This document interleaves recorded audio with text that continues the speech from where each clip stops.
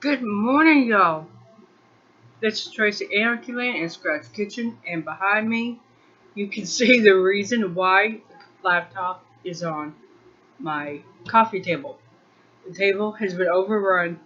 That and there's a fan behind you, so if you hear a buzzing noise, it's a fan. Alright, now I told you guys I was going to look into this whole defunding the police insanity. I'd seen a video by Johnny Storm and Don't Speak, in which he talked about Trump's campaign promise from 2016 to federalize the police. He promised better training, equipment, and yes, authority. Also, there will be limited liability, which means they won't be able to be sued as easily or quickly as in the past. Now, granted, he didn't make it in the first 100 days as he promised. What else is new? But he's referred to himself as a wartime president and a president of law and order. Where have we heard that before? Anyway, while the situation in Minnesota, there's still some details that are up for debate. Trump, to his credit, did make an executive order which would make it illegal to use chokeholds of any kind. I agree.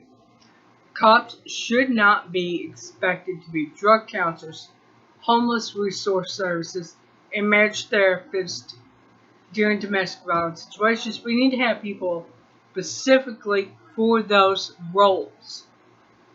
However,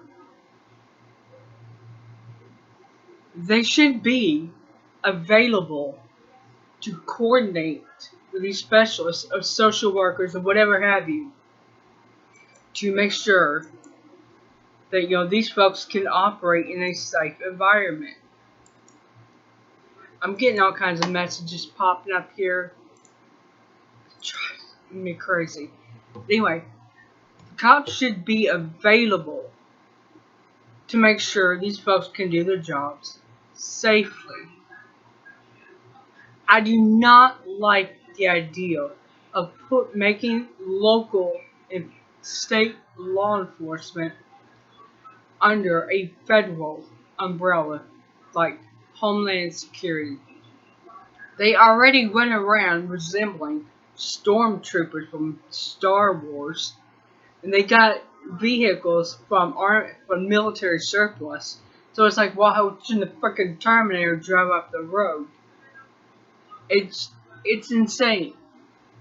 It really is.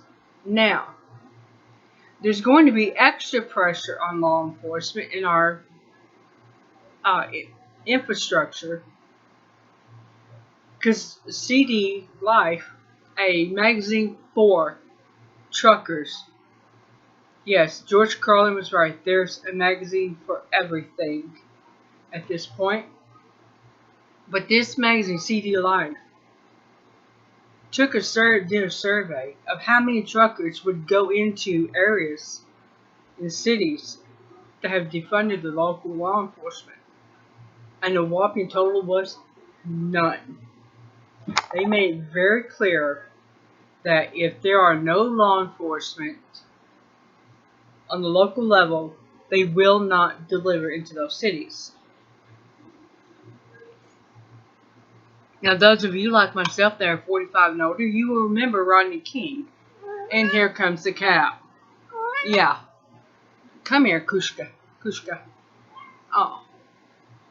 Anyway, like I said, remember, after the police had beat Rodney King, was found not guilty,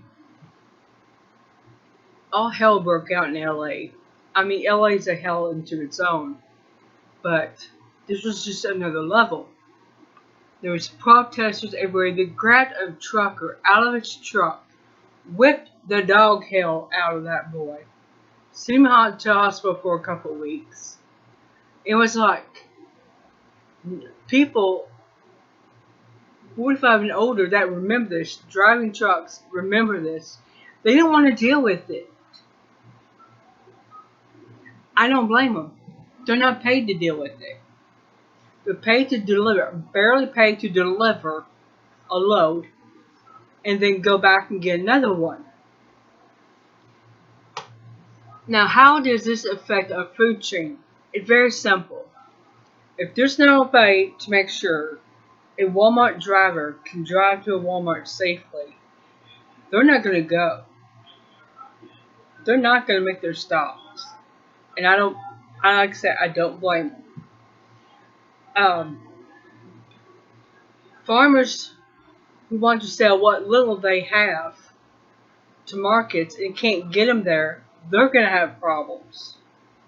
It's just a chain reaction. Now, here's the deal. I also looked up what would happen if local law enforcement cannot keep peace and law and order, like down in Atlanta, when the cop that shot Rashad, he's been charged with murder. He should be. He shot the man. I mean, FBI can manage to bring down black suspect by overwhelming them with numbers. What the hell's wrong with these cops, right?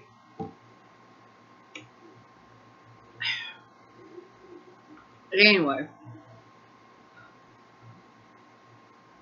now they walked out, just said, screw you, we're out of here.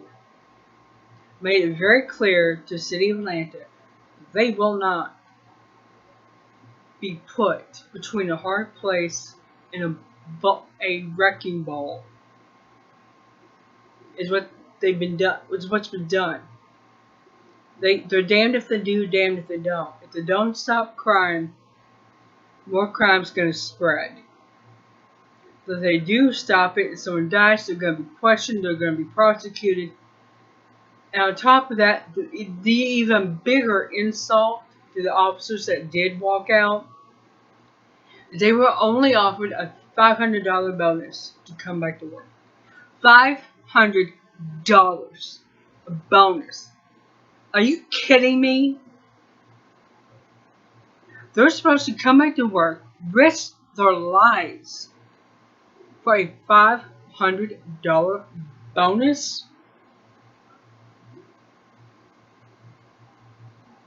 This is ridiculous.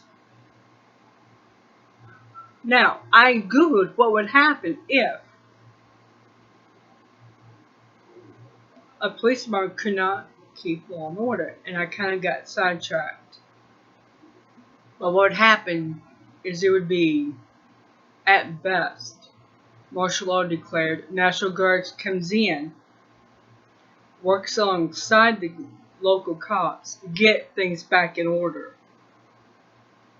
That's the best case scenario.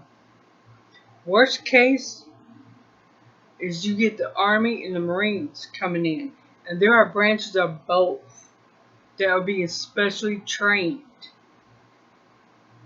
to put a gun to their fellow American citizens and not think twice about it.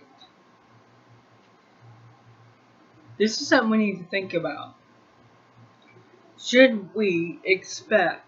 Oh, before I go off another chain here, I tried to figure out who's funding this. Who is funding all this madness?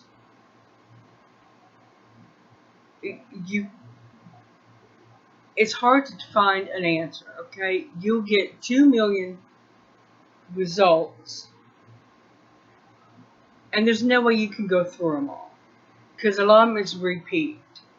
So the usual suspects are these: Council of Foreign Relations, Rockefeller Foundation, Bill and Melinda Gates Foundation. They contribute quite a bit. You can get your BlackRock investors, and people like that. Then there's George Soros. Can't forget him. That donate money to cause as much chaos as possible. Those are usually suspects. I almost forgot the Rand Corporation, Freemasons. They're also in this as well. Um, Now we need to ask ourselves, why are they doing this? Why are they trying to make life so miserable for us while they have it so easy? Why are they trying to destroy our food chain? Why is it so important to them? Time to wake up, people. We got a food chain system being broken, purposely destroyed. We've got our infrastructure that's just being shredded. Our public schools are going to hell in a handbasket. And the area of Michigan I'm at, they may not even have buses. Or they may have to give up extracurricular activities like band and football and basketball, baseball, those things, to have lunches and buses. It's not looking good, folks. It really isn't. So, what are you going to do to combat this? If you have 30 days of groceries and you have it within your means to get 30 more days, you better do it while you can.